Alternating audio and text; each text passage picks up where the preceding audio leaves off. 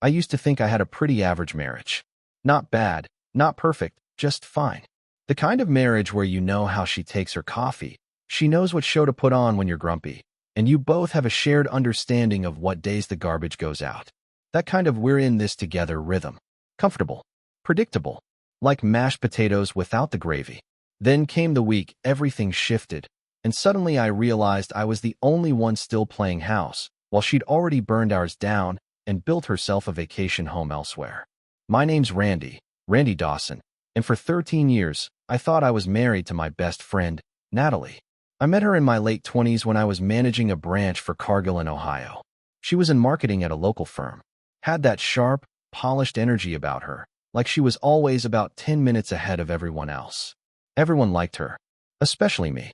She had this way of turning the most boring day into something that felt kind of electric. Not the fireworks and fate kind of electric, more like you just touched a doorknob after walking across a carpet. Small, sharp, and unexpected. And that's how falling for her felt. Fast and surprising. We got married in 2012. Bought a modest place in Centerville. Nothing fancy, but it had a porch swing and a backyard big enough for my dog, Brisket, who Natalie never liked, by the way, but that's neither here nor there. Life was good. Steady. I worked, she worked, we paid bills, did brunch with friends who all seemed just as unimpressed with marriage as we were. But there was something real in the way she laughed when she forgot herself. In the way she'd nudge her cold feet under mine in bed. We had a thing. At least, I thought we did. Then, subtly at first, things started warping. It wasn't anything obvious. No lipstick on the collar, no perfume cloud announcing her return home. It was little things. She stopped asking how my day was. Started closing her laptop when I walked in. Got real weird about the Nest Cam notifications, too. We'd had one in the kitchen since the pandemic, mostly to spy on our old golden retriever while we were at work. Then one night, Natalie quietly asked, "Do we really need that camera on anymore?" Didn't even give a reason. Just casually threw it out while pretending to sort the mail. That's when my gut, that tired old thing, started tapping me on the shoulder like, "Hey, pal, I think we've seen this movie before." But here's the kicker. I wasn't some paranoid chump. I didn't go snooping. I didn't scroll through her texts or hack into her email. I still believed in boundaries. In privacy. In respect. I figured, whatever was happening, if anything, I'd know soon enough. I just didn't realize how cleverly she was slipping away from me, right in front of my face. She started talking about this guy from work, Ethan. "Oh, Ethan said the funniest thing today." Or, "Ethan's such a genius with Excel." Ethan this, Ethan that. It sounded harmless. Hell, I've worked in offices too. There's always an Ethan. Usually the guy who takes 2-hour lunches and thinks everyone loves his playlist. But Natalie? She lit up when she said his name. Like she was 19 again and crushing on the cool RA from freshman year. Still, I didn't jump to conclusions. I just started watching. Quietly. Patiently. Because the minute you show your cards in a situation like this, you're either a jealous control freak or crazy. I'd rather play dumb until I had something real to show for my suspicions. And oh boy, did I get something. Not from her phone. Not from a PI. Nothing so obvious. What I found came from somewhere else entirely. Something so specific, so bizarre, and so utterly not textbook that when the pieces clicked, it felt like a punchline I never saw coming. For now, just know this. The week I stopped being naive didn't come with fireworks. It came with a spreadsheet. A spreadsheet and a half-finished email draft she never meant for anyone to see. But me? I saw it. I saw it all. And I smiled. Because that's when the game changed. And I started playing to win. If you asked Natalie, she'd say I'm not a curious man. Not in a bad way, just that doesn't ask too many questions kind. I don't dig. I don't hover. I trust until I have a reason not to. And even then, I double-check that the reason isn't just me being tired or annoyed because someone left a wet towel on the bed. So when I opened her laptop that Tuesday afternoon, I wasn't snooping. I was looking for a damn tax document. Let me back up. Natalie's always been the financially savvy one between us. She does our joint taxes every year, files the receipts, categorizes everything with folders like 2023_donations and house_expenses_Q4. I'm the guy who keeps receipts in his truck's glove box until the ink fades into hieroglyphics. So yeah, taxes are her territory. But this year, she was behind schedule. Said work was just bananas right now. So I figured, hey, I'll do my part. Find the 1099 she'd said was somewhere on the drive. She left her MacBook on the kitchen counter that day. Lid cracked open like it was inviting me. I clicked around, looking for a folder named Taxes, and instead found one called Presents_Tracking_2024.xlsx. It sounded innocent enough. Maybe a gift list. Birthday plans. Something normal. Spoiler, it was not normal. It opened to a spreadsheet with 5 tabs along the bottom. The first one was labeled N. Just N. I figured that was her. And it was. Clothes she'd bought. Spa appointments. A note about an upcoming trip to Nashville with her college friends. Pretty boring. Then I clicked the second tab. Labeled R. My name. Randy. Look, I'm not dramatic, okay? But reading that tab felt like standing in the middle of your own surprise funeral. Under R, there was a single line item.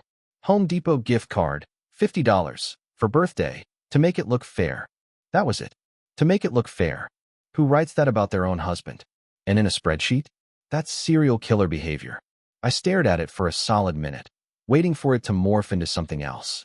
Maybe I was reading it wrong. Maybe it was from years ago. Maybe. Then I saw the third tab. E. Now, if you've been paying attention, you remember Ethan. Mr. Excel genius. Mr. Funny comments. Mr. He just gets how complicated branding initiatives can be. I clicked that tab like someone opening a trapdoor they already know leads to hell. I'll be honest, I expected texts. Maybe dinner plans. A receipt or two.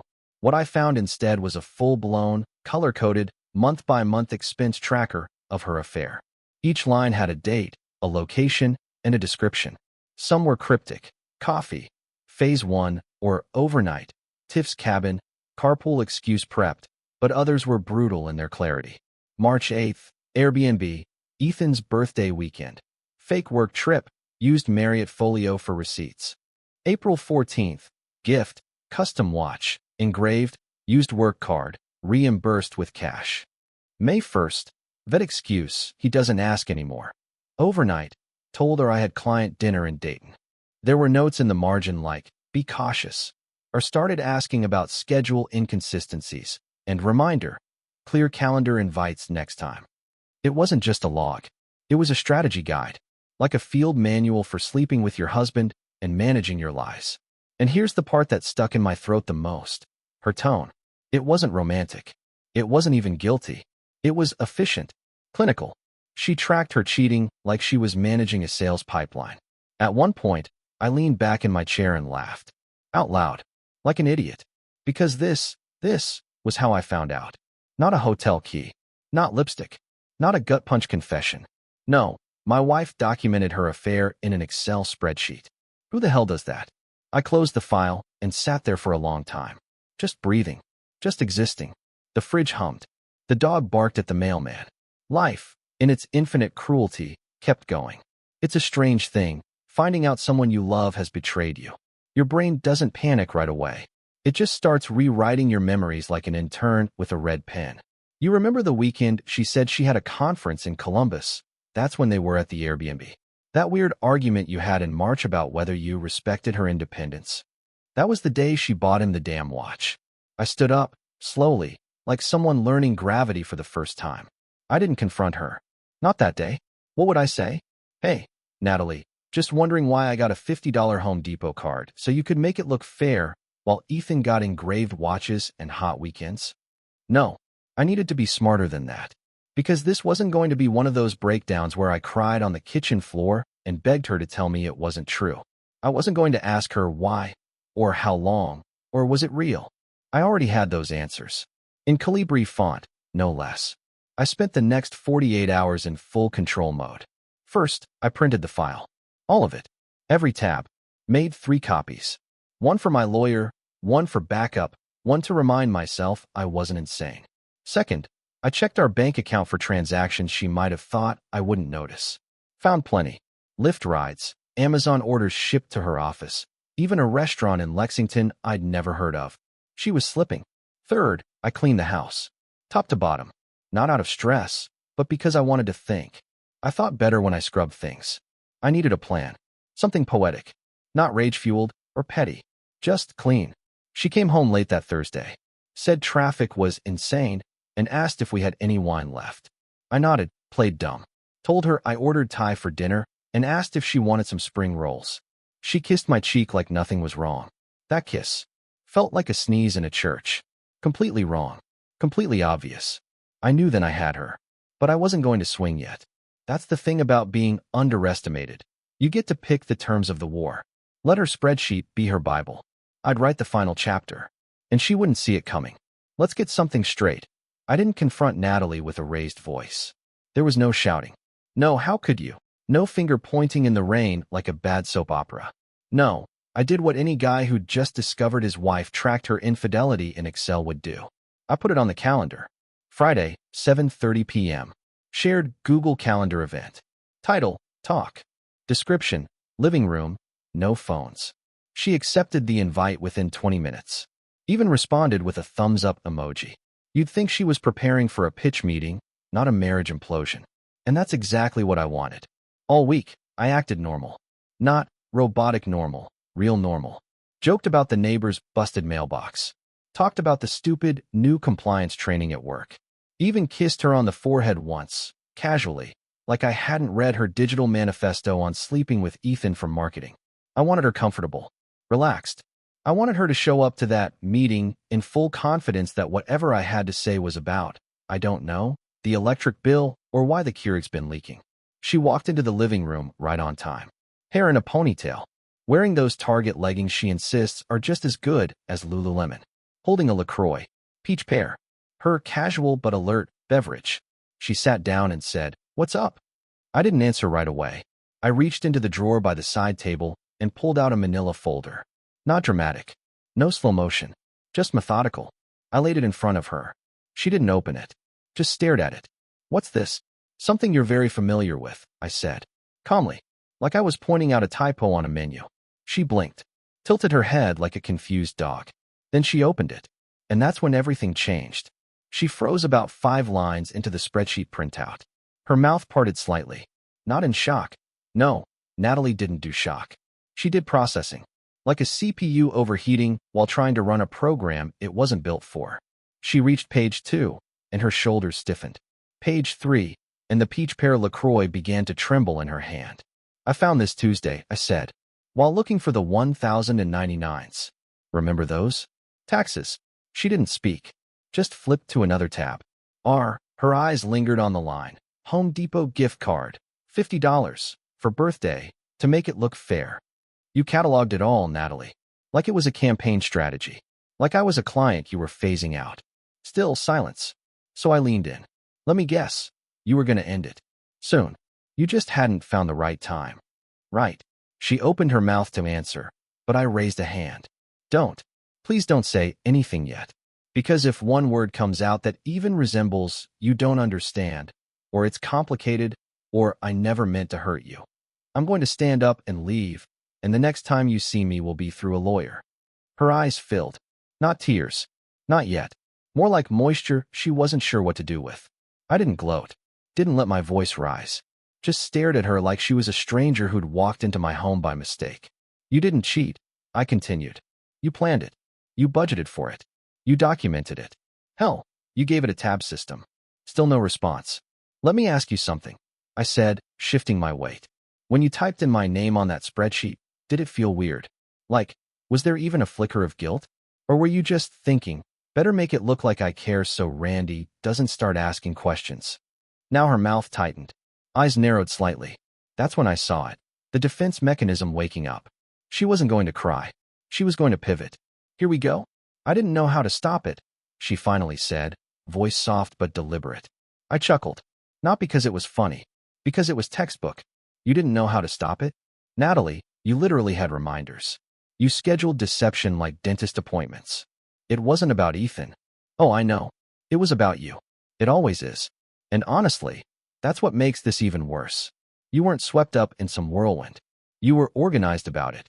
She shook her head, the tears finally spilling. "I made a mistake." "No. A mistake is forgetting your anniversary. Leaving the garage open. This," I tapped the spreadsheet, "was a campaign. A strategy. You managed your affair better than we managed our joint finances." Her face cracked then. But I didn't feel satisfaction. Just the familiar numbness of someone watching the final domino fall. Are we done? She asked.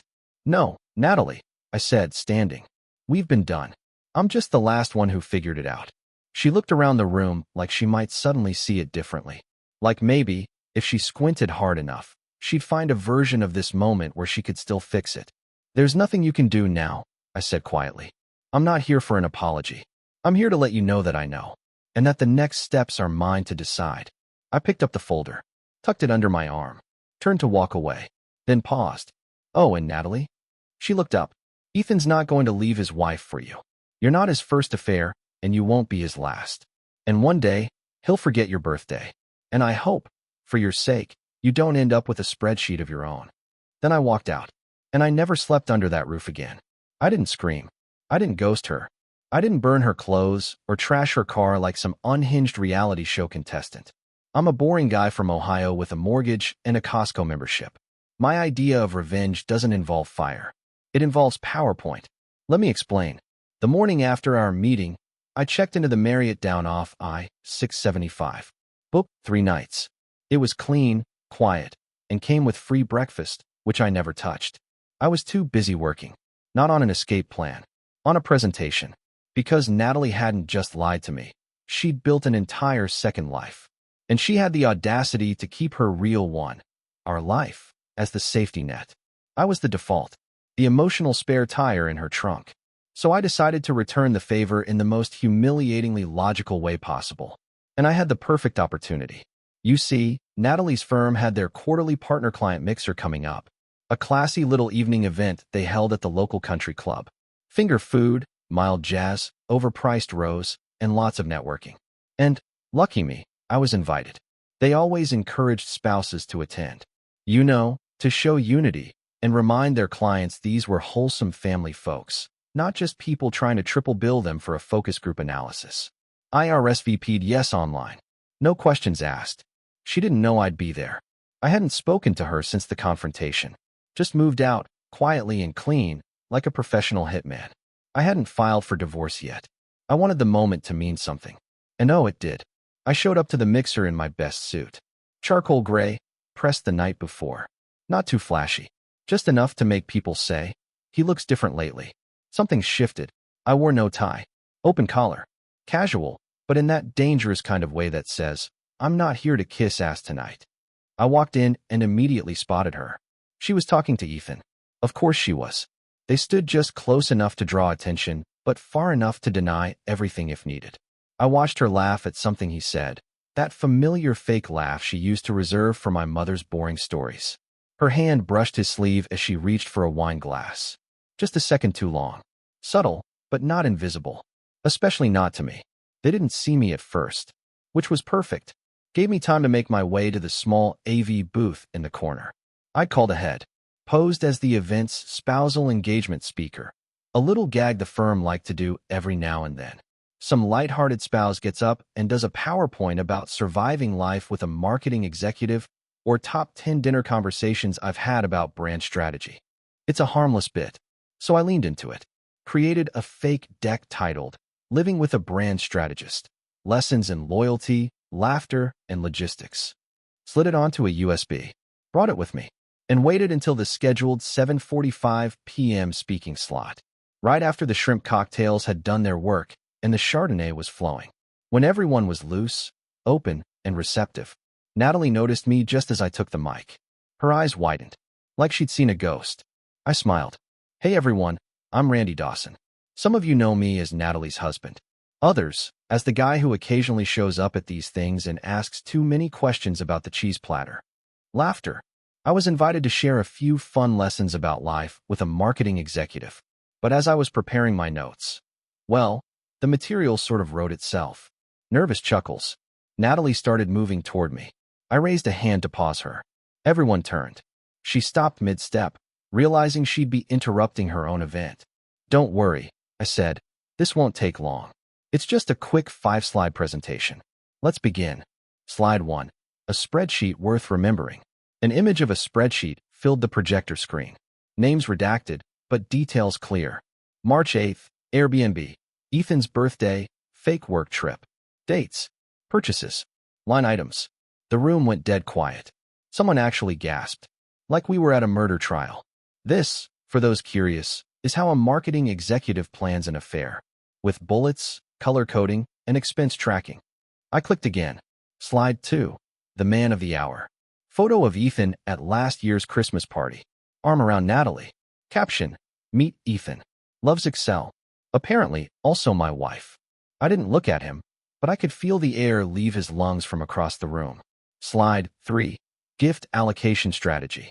A chart showing how much money was spent on Ethan versus me over a 6-month period. Ethan's bar, $1,243.67. Mine, $50. Laughter again, but the uncomfortable kind. People shifting in their seats. Several partners looking around at each other. Slide 4. Risk management, or lack thereof. Bullet points. Forgot to delete file. Left laptop unlocked. Underestimated husband's reading level.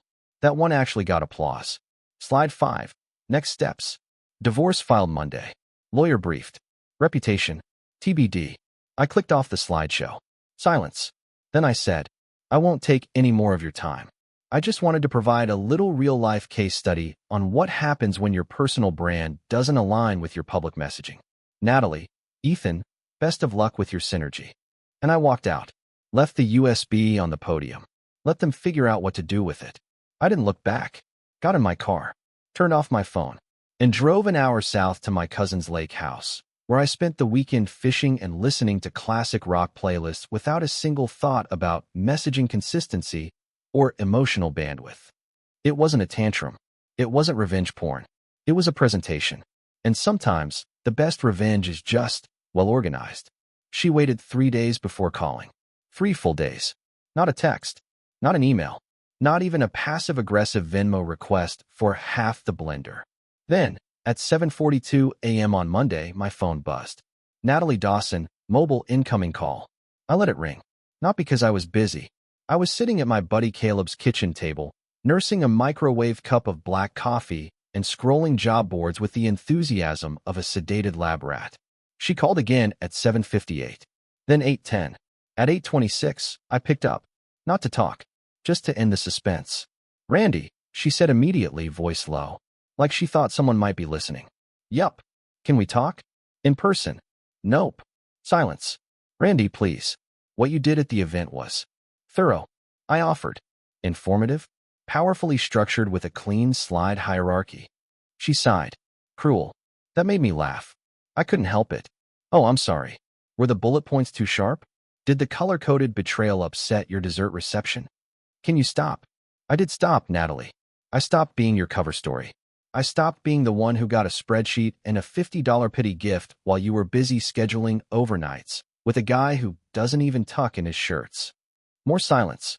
She was good at that. Weaponized quiet. Always let me talk first so she could figure out which angle to play. Can we meet? She asked again. Please. I paused.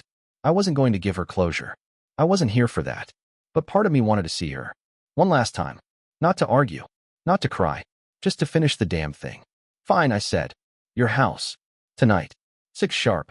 I'll give you 15 minutes. She was there when I pulled into the driveway. Not the Natalie I'd grown used to. The polished one with the ready smiles and curated energy. No, this was the other Natalie. The real one. Hair tied back in a rush. Sweatshirt hanging like she'd slept in it. Eyes puffy, but not fresh. She looked like someone who hadn't slept, eaten, or convinced anyone they were in control in about 4 days. Good. She opened the door before I knocked. No hug. No come in. Just stepped aside like I was the plumber she didn't want to deal with. I walked in. Same couch. Same photos on the mantle. Our wedding photo was missing, though. She must have moved it. Or burned it. Or buried it under whatever spiritual graveyard she keeps for things she wants to forget. We sat. She didn't speak right away. Just looked at me. I waited. Finally, she said, I didn't think you'd do it like that. No one ever thinks the guy with the Costco card and the Honda Civic has a backbone. She swallowed. I deserved it. Yeah, I said. You did. She nodded. But Ethan didn't. That almost made me spit my coffee. You're defending him? I'm not. Randy, I'm not saying he's a saint. What you did could ruin his job. Could, I said. Should. Might. Don't care. You don't care about anyone? That got my attention. I turned to her. You cheated, Natalie. You lied. You tracked it in Excel like it was an expense report. And now you're sitting here because I hurt your coworker's career trajectory. She looked down. I stood. No, she said quickly. Please, just give me the 15. You've got 7. She wiped her eyes, forced herself upright. I don't have an excuse. I know that. I screwed up. I let something happen, and I kept letting it happen because it made me feel like someone else. Like not just a wife with a mortgage and a guy who comes home and falls asleep on the couch every night. Oh, I said, crossing my arms. So this is my fault. No, she said, eyes snapping up. No, that's not what I meant. I was bored. And Ethan, he was attention. Fun. Stupid fun. He made me feel like someone people looked at twice. I nodded. And I was just the guy who mowed the lawn. She flinched. You weren't boring, Randy. You were dependable. Ah, I said. Every husband dreams of that compliment. Dependable. Makes me want to buy a boat. You were safe. And you were calculating. We sat there. Breathing. Existing. A married couple for 13 years now broken into pieces too small to sweep up. I'm sorry, she said. I stood. That's the first thing you've said tonight that matters. Does it? She asked. Does it matter now? No, I said. But it's a start. Maybe for you. Maybe for next time. Is there a next time? She asked. Voice barely audible. Not for us. She looked down again. Started to cry, really cry. Shoulders shaking. Hands clenched. Not performative. Real. And that's when I knew I wasn't angry anymore. I wasn't sad, either. I was done. Completely, finally done. I turned to leave. My hand was on the door when she said, Will you hate me forever? I paused. No, I said. Hating you would take energy. And I'm finally free of that. I walked out. Got in the car. Turned the key. I didn't look back. Didn't check the mirror. She didn't run after me. Didn't call out. Just let me go. And for the first time in years, I felt like a man who wasn't holding his breath. 3 months after I walked out of Natalie's house for the last time, I woke up in a different bed, in a different zip code, without the weight of anyone else's expectations pressed into the mattress beside me. And for the first time in what felt like years, I didn't wake up with a pit in my stomach. No tension. No invisible timer counting down until my next passive-aggressive guilt trip. No questions I wasn't allowed to ask, and no lies being drafted in a notes app while I watered the hydrangeas. Just a quiet room, a strong cup of coffee, and my name on the lease. I'd moved to a small 2-bedroom place in Springboro. Still Ohio, still within driving distance of work, but far enough away from that neighborhood, those couples, and that house with the gray shutters and the paper-thin trust. My new place has creaky floors, slanted cabinet doors, and a neighbor who insists on playing Lynyrd Skynyrd at 8 a.m. every Saturday, and I love it. I love every unfinished inch of it. I didn't take much from the old house. Just my clothes, my tools, a few books, and the ugly green recliner she always hated. Funny how that chair went from being an eyesore to a throne once I had it in a room she'd never see.